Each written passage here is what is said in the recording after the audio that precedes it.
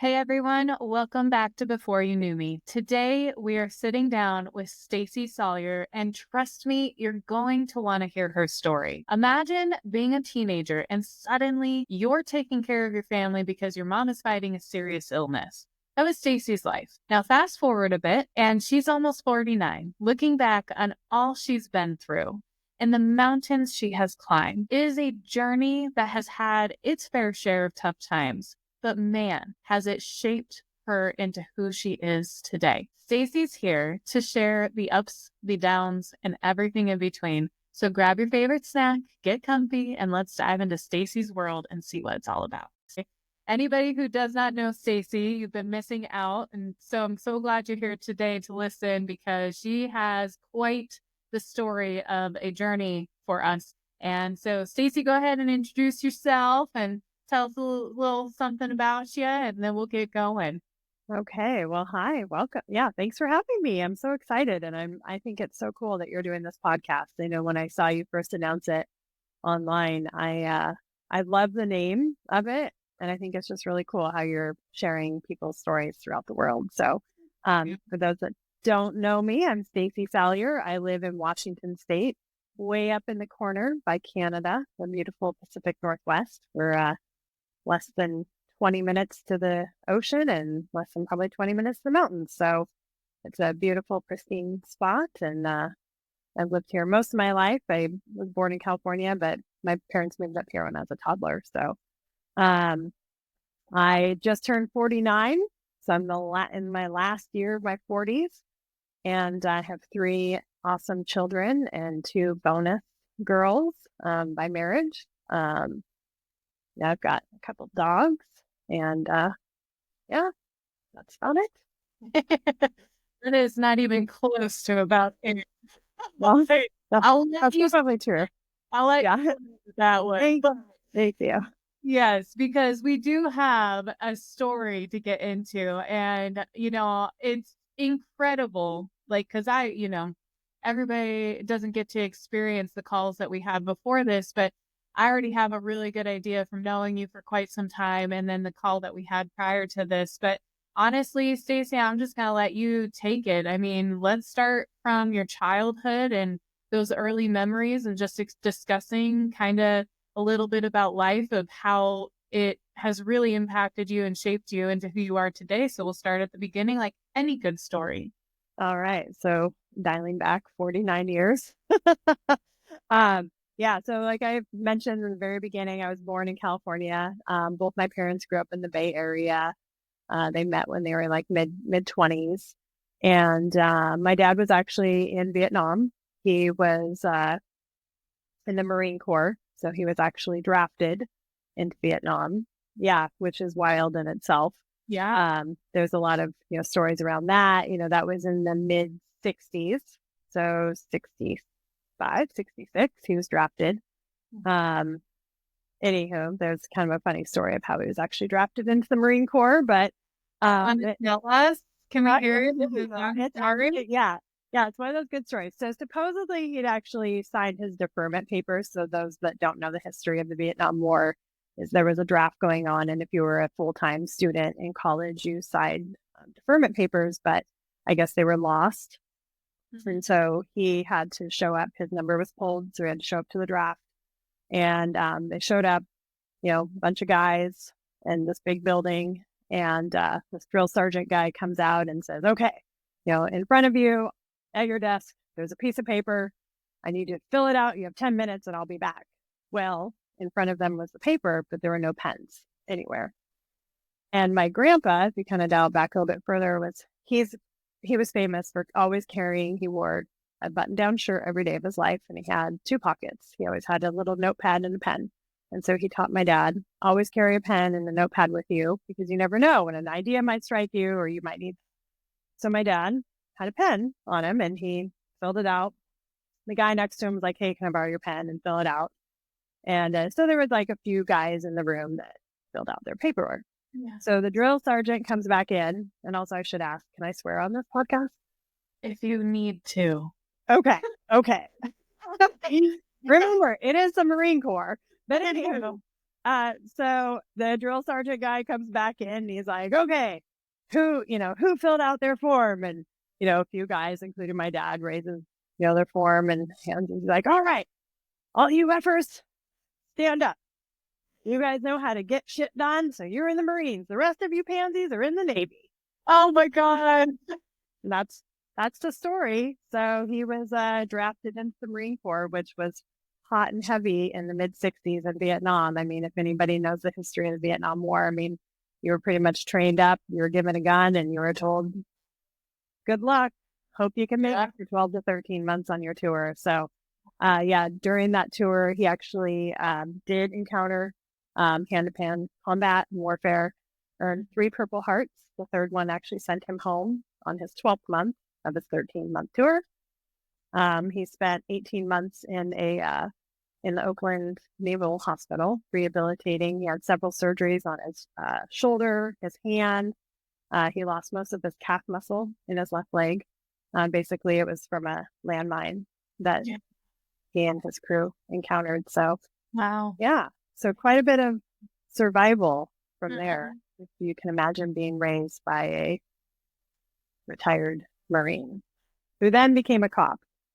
Okay. So yeah.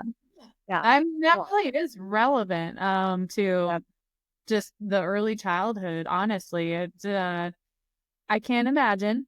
I can kind of imagine, I guess. I don't know. Is there a lot of yelling involved?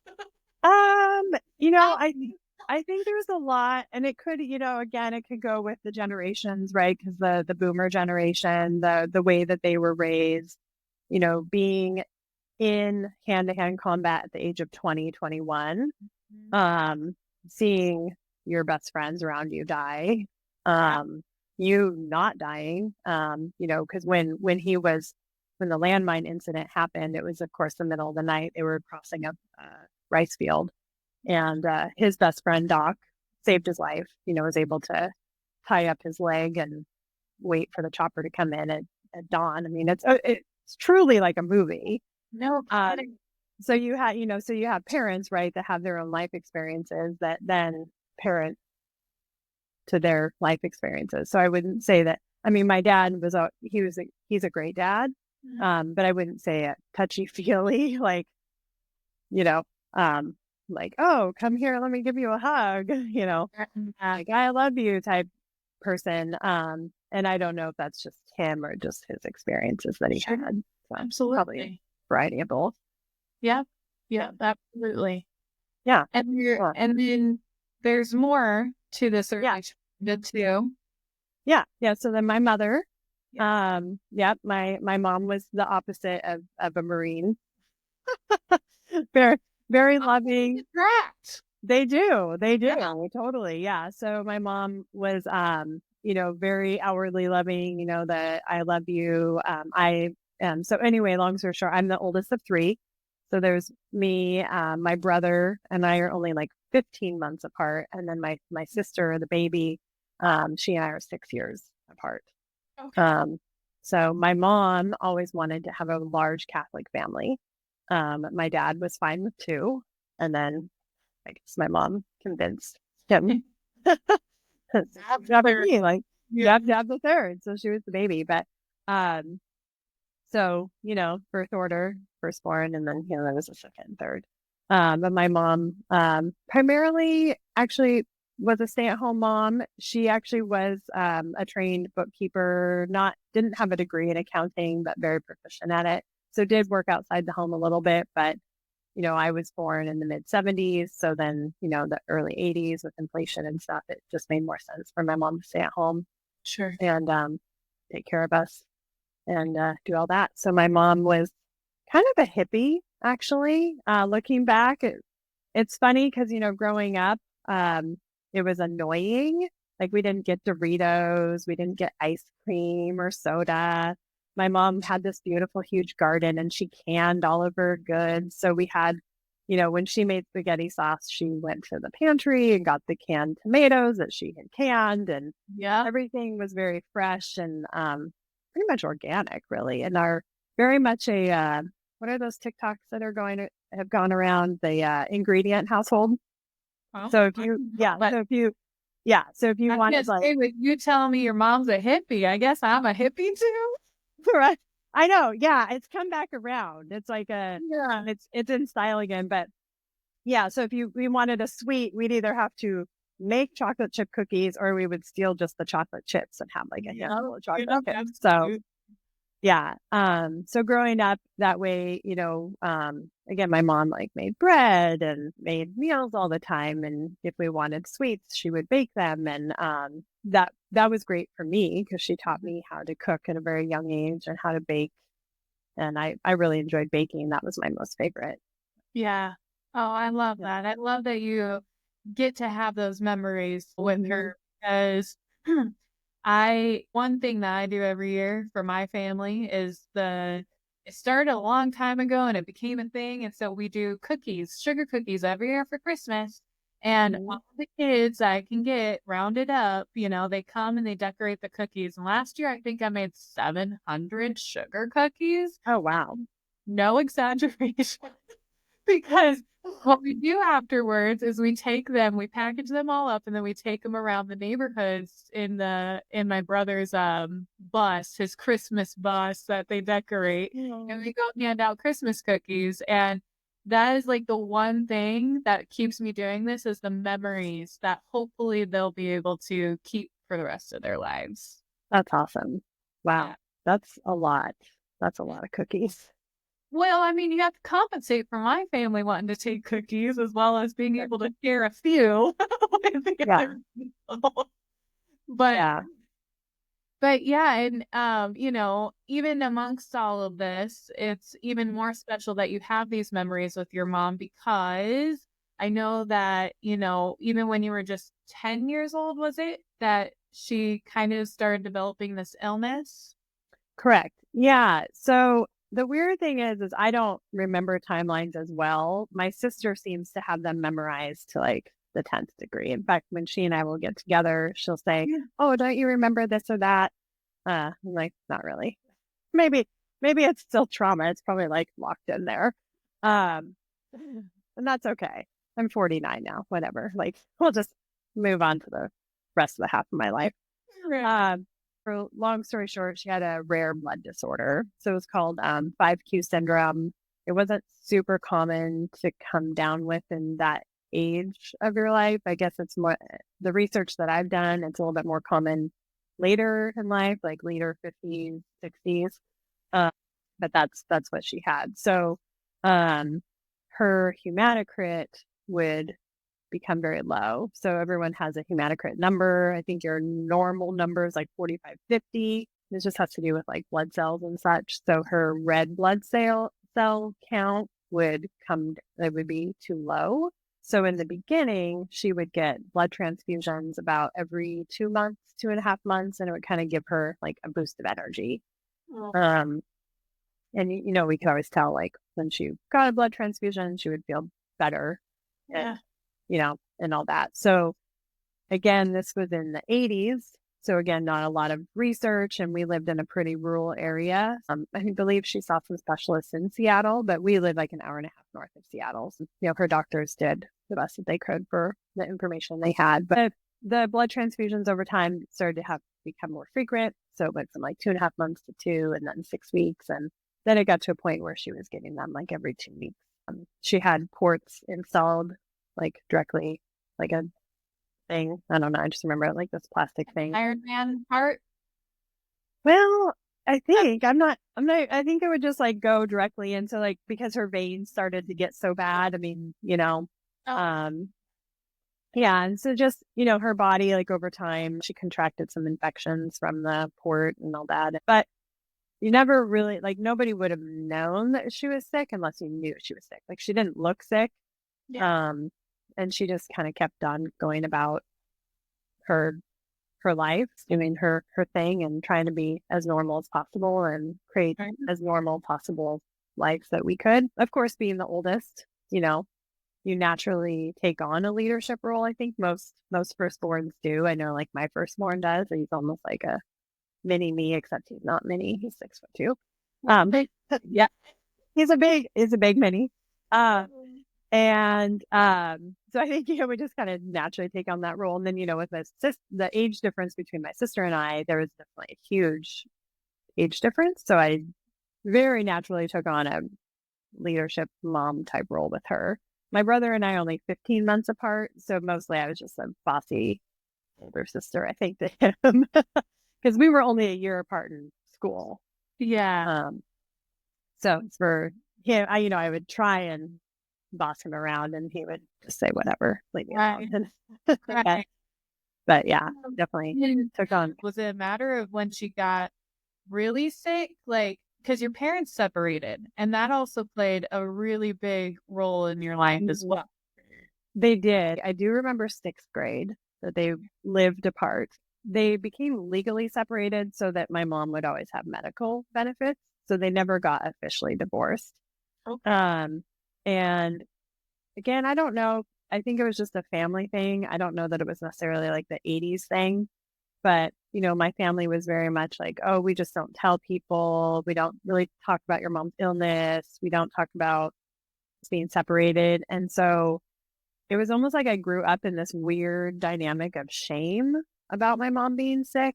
And then also like my parents not being together, which Yeah. is, it's kind of weird now because now in 2024, there's like people put everything out there, right? Uh, so again, I don't know if it was the 80s or just my family. So kind of growing up automatically in that like shame bubble. Like if you read Brene Brown, which I love Brene Brown's books, kind of grew up in that of like, oh, we can't talk about my mom being sick. We just have to pretend everything's okay. So yeah, my dad did live in a duplex. I remember, and both my brother and I kind of lived there. I think because I was in sixth grade and I liked the freedom. I come home from school and it was like during MTV times, and I'd watch Donna videos, Michael Jackson videos, you know, That was the life. yeah, live my best life. But then, money wise, they couldn't afford to live apart. So then my dad moved back into that house and then they just lived kind of separate lives. Hmm. Um, which again was weird. Yeah. Yeah. I mean, looking back, that's kind of weird and effed up. But again, you don't know what you don't know until you live through it. And or you go to therapy and your therapist is talking to you and she's like, that's not normal, right? You're like, well, I don't know. I guess not. Guess it's not. If you say it's not, you're a professional. Right. I was gonna say this is why I'm here. Yeah. So yeah. Fast forward, my mom, was ill and they were kind of trying to figure out like, hey, what do you think we could do? So around, I'm gonna say probably 9 months before my mom went into the hospital in Seattle, my dad met somebody who he's still with. So he decided to move out and live with her. I don't think my mom was sad about that necessarily. I mean, they weren't Yeah. really together. But that was obviously a big, weird thing. We were not invited to live with them because she had never had children and never wanted them. I think all of us in our own way tried to create a relationship with his wife, but there was just never like a reciprocation for that. There still isn't to this day. Like they're still together to this day. They're married. We never talk. Like we don't hang out or anything. So I mean, like polar opposite of my mom, right? Because you've got this like mom who's like loves children and wants to have a family and like totally into all the things and She's making food from scratch for your kids. That's love. right? It is. Yeah. Yeah, doing all the craft projects and all that kind of stuff. So, and then, my dad chooses this other person who's total opposite. Fast forward, the doctor said, hey, we really think you should do a bone marrow transplant. Like this is probably the last ditch effort of, trying to keep you living longer than projected. I mean, because I think they just thought that if they kept trying to do the blood transfusions, I mean, they were going to run out of like options as my mom transitioned into the hospital. So that was the very start of my junior year in high school. So it was late August, like September, that my mom went into the hospital in Seattle, Fred Hutchinson Cancer Research Center. where it was, went into the hospital. And that's just kind of when everything was like, oh, it's totally crazy. So my mom sold the house that we all grew up in so that she could afford to pay for my uncle to donate his bone marrow, because the insurance will cover certain things, but the insurance at that time, at least, I don't know if it's changed, they won't cover the collection and donation of the bone marrow.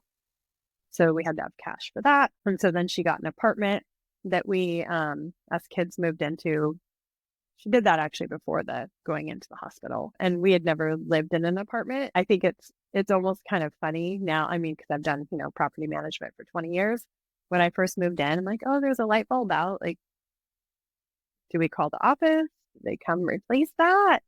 So I think it's funny when I read stories online about dumb tenant questions. I mean, granted, I was like 16, so Right. par for the course, but yeah, went from like a house with a big yard and a garden to an apartment. Then my dad was living with they weren't married, his partner, not with us. When my mom went into the hospital, we stayed in the apartment, and then my dad would come check on us occasionally, see how things were going. So I was pretty much like left in charge of me, my brother who was 15, and my sister was 10 at the time. Although I believe my sister did stay with some family friends off and on, but mostly we just lived there for a short time, and I was in charge.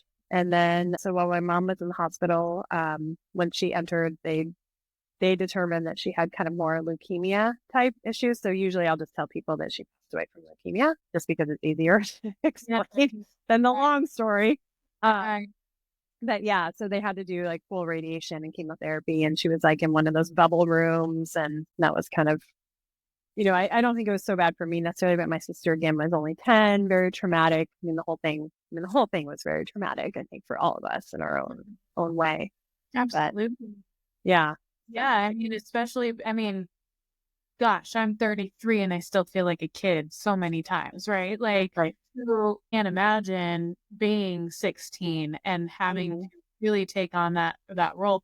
And, you look back at history, like with your dad getting drafted and stuff, and it's like kids became adults real quick, back in the, and so I sit here and I say, like, I'm 33 and still a kid, but a kid at heart. I still do adulting things, but being a legit kid and going through that and just trying to make sense of it all, and having the responsibility of taking care of the apartment while your mom's gone, and those questions that now you can appreciate. I mean, you still had school. You still had I assume your dad wasn't there the whole time, and so it's like, taking care of your siblings, taking care of like going up and seeing your mom. I mean, that's a lot for a kid. Yeah. Yeah. So what Wasn't normal. Right? I know. Yeah. The very first, I believe the first day of my junior year is when my mom went to the hospital. I'm 99% positive. We were an hour and a half one way from where she was now living. And so basically my junior year, being the, type A++ person I am, I signed up for what we call Running Start here. So I was taking my English course one night a week at the college, because I wanted to like speed up, of course, because I'm, crazy. You're go-getter. My Easy, take that back. You were not crazy. You're go-getter. Go-getter. So I was doing that one night a week. I was doing regular high school classes during the day. And then I was working one weekend day a week because I wanted to, I guess, have my autonomy. I enjoyed my job. I worked at just a little retail shop, and, I liked having my spending money. So my days looked like I would get up, I would, get myself ready, make sure my sister was ready for school. I would drop her at her best friend's house in Burlington. I would drive to the high school. I would go to school. Then I would get out at like 2:15, whenever it was. And then I'd go sign my sister out of her elementary school because she didn't get out for another hour. And then we would hop in the car and we would drive to Seattle. We'd go hang out with my mom. we'd have dinner at the hospital. I'd make sure my sister did her homework or I do my own homework. Most of the time, my brother was also with us. So I was driving everybody because I had my license. Yeah. Nobody else did. And then I would drive us home, make sure we were ready for bed, I'd get up and do it again. So pretty much my routine got to where I was driving us down to Seattle about every other day. And I just kind of had the schedule out. It wasn't, I don't think anybody said that's what you had to do. It was just, obviously we wanted to see our mom. I mean, that was a really big deal. And it was very much encouraged that family and friends hang out with somebody that's in that situation, because the patients that are receiving bone marrow transplants can get really depressed if they don't have like their loved ones around them.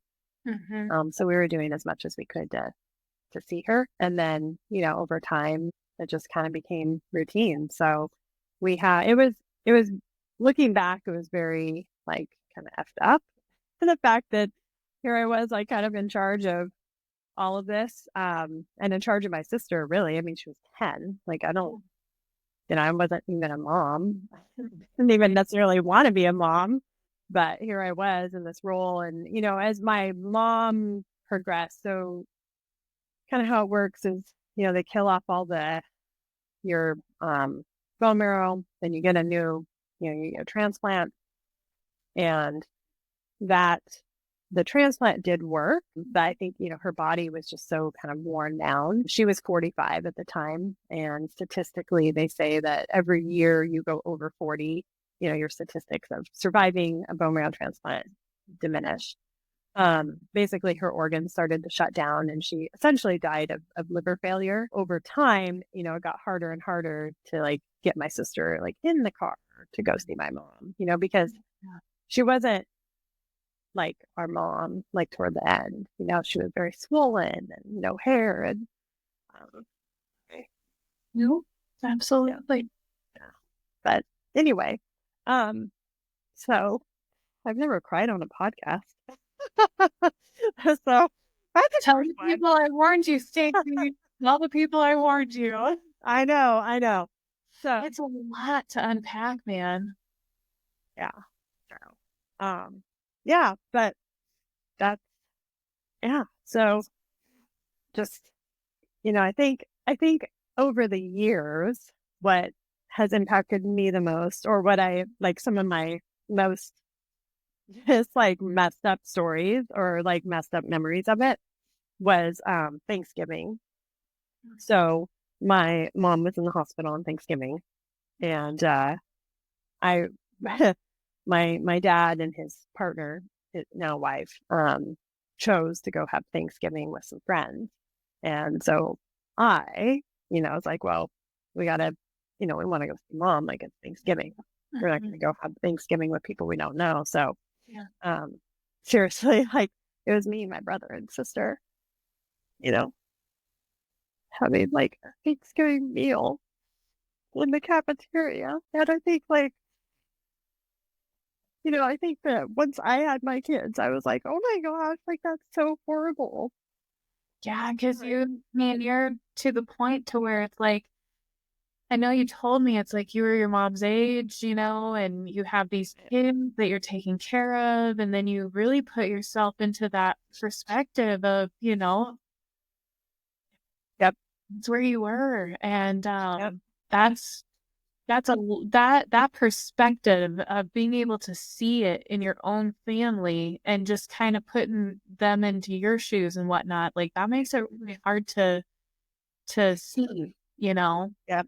Yeah. So I guess that's, part of the story is my mom, she was 45 when she did pass away. It was actually Christmas Day, Christmas morning, she passed away. So I think, over the years, and she had wonderful friends. She had friends that would call and check in and say, you can always talk. I'm like, oh, I'm fine, I'm fine. And I went to therapy, like finally in my like late 30s. I'm Gen X. Apparently we wait really long time to get professional help. And, I did my therapy in my late 30s. I started reading Brene Brown, whenever she started writing her books. But it really wasn't until Nolan, my oldest, hit the age of like 15 that I really actually started the process. That whole journey. It was the most bizarre thing. It really actually took me like right back to those teenage years. I think because I was looking at like, okay, he's 15, I'm 44. And like it was like this weird parallel kind of life. And so when he turned 16 and I'm 45, I was like, oh, like I never in a million years would want that life for my kids. I mean, for obvious reasons, I couldn't even imagine like putting that on Nolan to have to like take care of Troy and then check Emerson out of school and, drive them to Seattle and, have Thanksgiving alone in a cafeteria, you Yeah. know? Yeah. Um, Really. yeah. So I actually went back to therapy during that time. I'm like, yeah, so now I really get it. I think the last couple of years, I don't know, 3, 4 years, like I know a lot of people are like, wow, you just seem like so happy and just so, great. And I'm like, yeah, I finally like worked through everything and like was able to like release everything. I think my siblings have their own relationship with our dad, but I've even come to a point of like, we're all human and we all do the best that we can and we all make the choices that we make. And, I don't have any like ill feelings. He showed up how he felt like he could in that time. And Yeah. it's not up to me to judge that. So And you do. You're so happy. And you 100% are just glowing, even from the time that I met you, however many years ago that was. I mean, it's closing in on like 4 or 5 years now. And just like seeing you evolve just within that short amount of time, I do. I just think you are glowing and you're just thriving with the challenges that you have faced in the past. Like, mhm. going to school, you were working, you were taking college courses when you're 18, taking care of your brother and sister and, helping your mom any which way you can. Like that is a lot. Like what do you think allowed you to propel through that? Honestly, I just think that I just didn't think there was any other way to do it. To a point, people are born with certain traits, and it could have gone two ways. I mean, I could have, I could have stayed on the path that I was, which I did, or you could take the victim mentality of, oh, woe is me, and I can't handle this. But maybe, I mean, even though maybe some of the traits from my dad were maybe kind of on the negative side, like the maybe not as like outwardly loving and everything. I think maybe that also did help shape me in a way. Because to be quite honest, I probably am more like my dad than I am my mom to an extent. I mean, I do think I'm very loving and I enjoy baking and all that. But at the same time, like I'm very like driven and get stuff done type person. So I think it's just really kind of comes from within to an extent. I don't know that I really had a choice, to be quite honest. We wanted to hang out with our mom and see her. So if we wanted to, then we needed to Make it happen. Yeah. make it happen. Yeah. And I mean, and to be fair, my dad was working. I mean, my dad provided what he could provide in that time. And I think that's where sometimes people will look at their past and they'll still be angry with whatever happened. But he showed up how he knew how.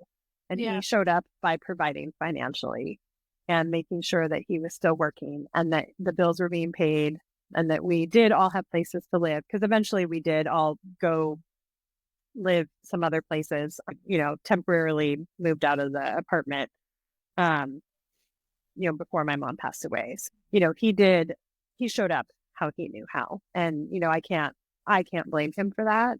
As you have, I'm sure, reflect on everything that, you kind of went through to get to where you are, like, what are your biggest takeaways from this whole experience that you've been through? Oh gosh. I think that biggest takeaway, I guess I would just say that I think everybody has more in them than they probably give themselves credit. I would say probably people that know me really well would probably use the word relentless. And I know I am. I am relentless. And I'm probably a little bit higher on that relentless spectrum than most people. But that's not to say that not everybody has that in them. And I think if people, just really believe in themselves, I don't know. I mean, I think everybody's super special and anyone can do anything they want. You just have to decide if that's what you really want to do. Because You know? I mean, this is actually something I don't know, but did you go on to college, even taking the college courses and everything? So, funny story, I did not graduate from college. So no, it was kind of my dad's thing. So my dad, again, he did not finish college. So when he got out of the Marines, he had to rehabilitate and do all that. And then he and my mom moved from the Bay Area up here to Washington, and he took a job being a police officer because he basically knew that, it was a good income and it had good benefits and a good pension. And again, that was the way he could provide for his family. Sure. So he would harp on us day and night about how we had to get a college degree. We had to get a college degree. Otherwise, you're not going to be successful. You're not going to be successful. And so I think that's probably why I did the whole like running start. So my senior year, I did running start full time. I didn't even go to the high school at all. I was kind of over it by then. My mom had passed away, and I'm like, children, who care? Like, there's bigger things in life. So I did that. And then I think I was like, I don't know, 2 classes short for getting my associate's degree. And I was like, I'm done. So Yeah. I just kept working full time. I was a retail store manager by the time I was 19, and just worked my way up in that career and got recruited to property management when I was 29. Yeah, because Nolan was like 8 months old. And I have not gone back, and I'm not going to. I think, in my 30s, again, I lived in the shame bubble for several years, and I always like, I need to get this degree and I need to do that. And I don't know. I kind of reached a point where I was like, I don't actually need to do anything, because if you want to work with me, you'll know how amazing I am. Right. So, I mean, whatever. I guess we could print up a degree if you really care. Right. So no, funnily enough, I did not get a college degree. None of us did, my brother or sister. Yeah. And so I think for several years, my dad that was kind of a big point of contention. But, I think nowadays you don't necessarily need one. I mean, obviously back then you probably didn't either. I'm a huge proponent of the trades. Not enough kids are going into the trades, and we severely need people in plumbing and electrical and HV and real estate and whatever. But yeah, again, I think it just really, if you have it in you, you can do anything you want. I mean, the only thing holding yourself back is you, right? Yeah. That's not even my quote. That's somebody else's, I think. But So many people's quotes, actually. So I it know. doesn't matter who says it, but it's true. Like, we are our worst nightmare in so many different ways. And we talk so bad to our own selves. And that really is what holds us back. I mean, for instance, I can still say it to this day because I have yet to launch the first episode, even if you guys are listening to this now, because it is launched. But a big part of holding me back was, well, I've never launched a podcast, and I didn't ever want to. And so I didn't ever do any research on it. So how do I know what I'm doing? Right. But the reason I was even able to start was just accepting the fact that it doesn't matter how many podcasts you've started or not, they will always evolve. Doesn't matter how professional they are, right? And so I'm like, okay, well, I can start it and it will evolve, and I accept that. That's okay. But then it was a matter of like, well, then which platform do I use? Like, it's all me. Who cares what platform I use? It's going to get out there to the right people. And you can always switch it later. Like, it's not a big deal. But I'm the one making it a big deal. And so I also believe that we are our worst enemy when it comes to wanting to progress forward. And I know for you that I never knew that you were a retail manager, and that's kind of where it all started. And then you somehow got sucked into the property management space, but that led to real estate, success. And I know that you're a broker in real estate. And then also now your husband has a plumbing company that you're also part of now too. So, I mean, you're a busy gal.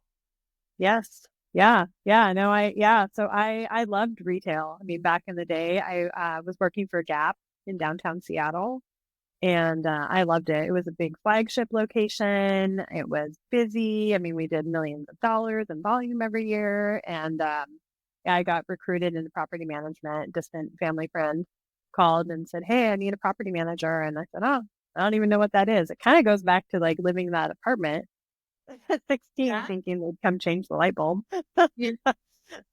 Comes full circle, isn't it? I know, isn't it? Yeah. Yeah. And then the rest is history in that. I mean, it's been 20 years and able to retire out of property management this year, actually, and just focus on real estate sales, which is awesome. And then, yes, helping Eric with his plumbing company, Smith Plumbing. And I gave myself the title Director of Operations. Give myself the title. I love it. I know. I was like, well, why not? I'm a director and I'm good at operations. So Yeah. Yeah. yeah. So no, Eric is an amazing plumber. He runs a phenomenal business. Gosh, he's been doing plumbing for 30 years, somewhere around there. He's had his own company for 25 plus. And he just wanted some assistance and just kind of the operations piece of it, as far as like getting him out of the field a little bit more, or having the ability so that he could be out of the field a little bit more. And And travel to places like yeah, these. yeah, yes, so we can run everything remotely. Yeah. That's yeah, because we've got about two school years left, and then we can go anywhere we want. I love that Yeah. for you. Anybody who didn't know Stacey, she loves to travel and she loves to plan out traveling. And so maybe that'll be her next adventure, is become a travel planner. I don't know.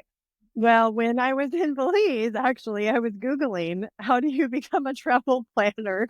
Really? Oh my I God. was. Yeah. Well, because I love planning things. I really do. Like it actually gives me great joy to plan things.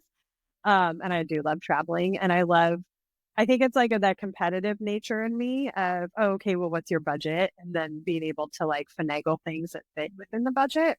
Mhm.